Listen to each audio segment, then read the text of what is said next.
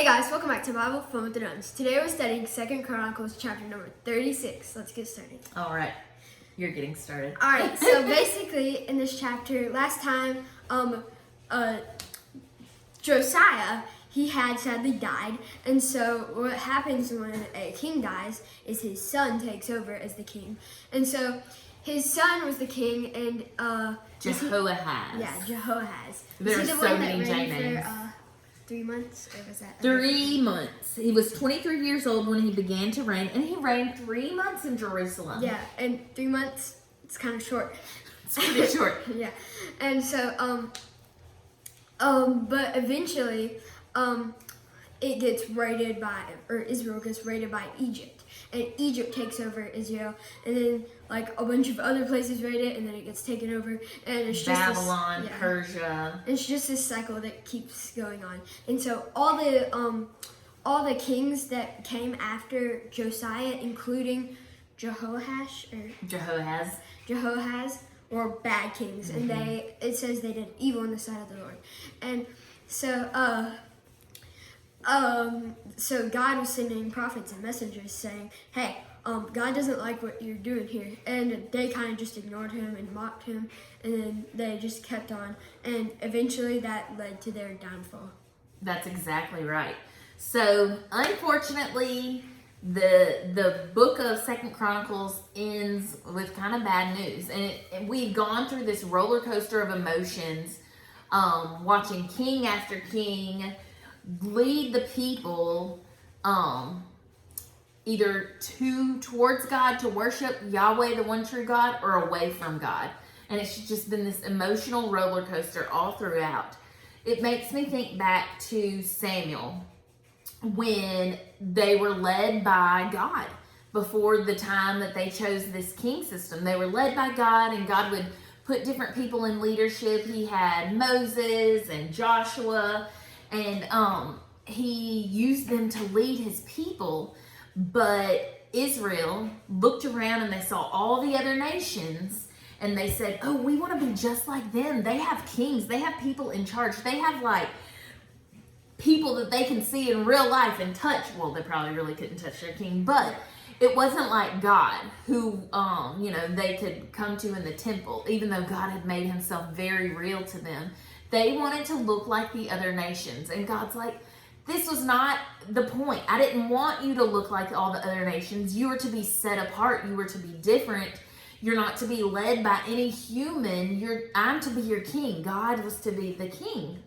And they doubled down and they said, we really want this king system. And God said, okay, but when you have kings, this is what happens. And that's exactly what we've watched unfold. Every single thing God warned them about, every single thing God said, hey, these imperfect human leaders that are going to lead you, this is what's going to happen. We have watched this unfold chapter by chapter.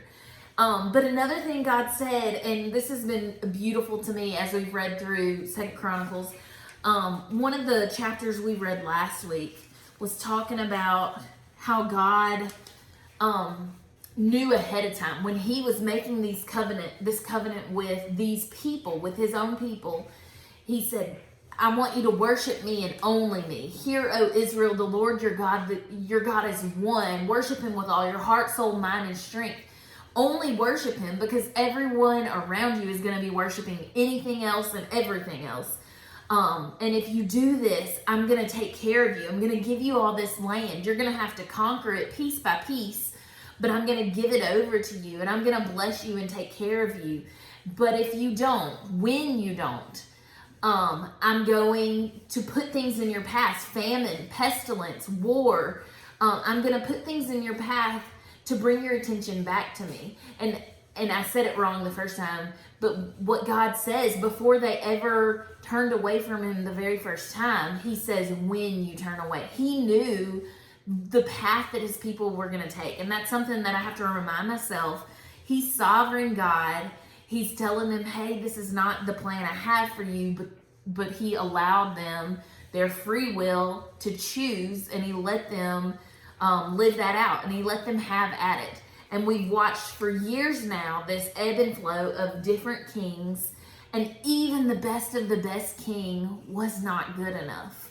In this chapter and all the other chapters of the leadership, the king's leadership, and God being sovereign over those kings, I can't help but see God's patience with his people.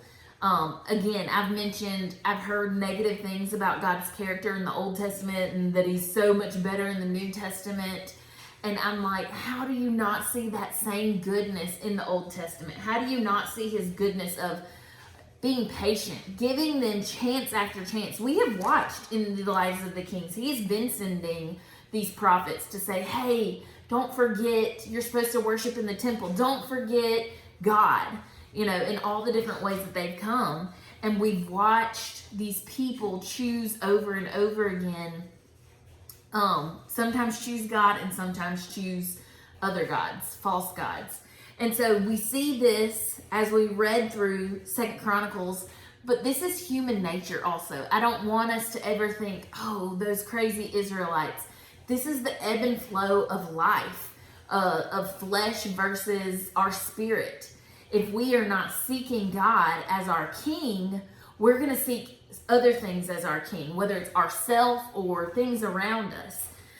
Something that the book of Judges says repetitively over and over again, when they did not have someone in charge of themselves, it says, and everyone did what was right in their own eyes. When they do not have God as their king, and he sets that precedence, he sets that tone for what is right and what is wrong, they live for themselves. They live for their own happiness. They live for do what makes you feel good, do what makes you happy. And for every single person, that's different. I mean, my goodness, for me, that's different moment by moment, whatever makes me happy, whatever makes me feel good. And so we've watched this play out. I don't know if you've noticed, but this was something that was interesting to me. Chapter 36 ends like in the middle of a sentence. Cyrus, king of Persia, is talking, and they're telling him, thus says Cyrus, king of Persia, the Lord, the God of heavens, has given me all the kingdom of the earth, and he has charged me to build him a house at Jerusalem, which is in Judah. Whoever is among you of all his people, may the Lord his God be with him. Let him go up. And it ends there in the middle of a sentence. And I think it's important to remember, like what we just read reminds us that God is sovereign. He's the one in charge of even allowing these other people to take over. By doing that, he's still pursuing his people. Remember, if they disobey and if they turn away from God and worship other gods, he's going to allow trials and tests and things to get their attention to remind them to turn back. But this chapter told us, what did it tell us, John? God sent them prophets and messengers, and they ignored them, right? They didn't listen. And so this chapter ends strangely in the middle of a sentence. And one commentary I read, it has an incomplete ending. But what it shows is the author's hopes are set on another return. Every single chapter we get a new king, and we have so much hope that this king is going to point us to God, and this king is going to save us and change how these people live and change their lives. And some kings do point them to God, and some kings turn them away. But what we see here is that's not the plan. What we're really reminded of here is that we are hoping, we are left in this already but not yet. We are left in this place where they're waiting for the one true king to return and to save them. What they don't realize is they're waiting for the Messiah. They're waiting for God's Son to come, the King of Kings and the Lord of Lords, to come and save them and save us. And I think that's the perfect way to end this chapter as we prepare for Palm Sunday, this coming Sunday, and prepare our hearts for Holy Week. We are leading up to this tension of recognizing we need a better king. We need a better leader. And none of these human, imperfect people are going to cut it for us. We need God. And we're going to see that unfold as we start reading through Luke tomorrow. All right, friends, thank you so much for joining us. I'm really excited to have all this background as we prepare our hearts for Holy Week next week. Join with us in that, and we'll see you guys tomorrow. Bye. Bye.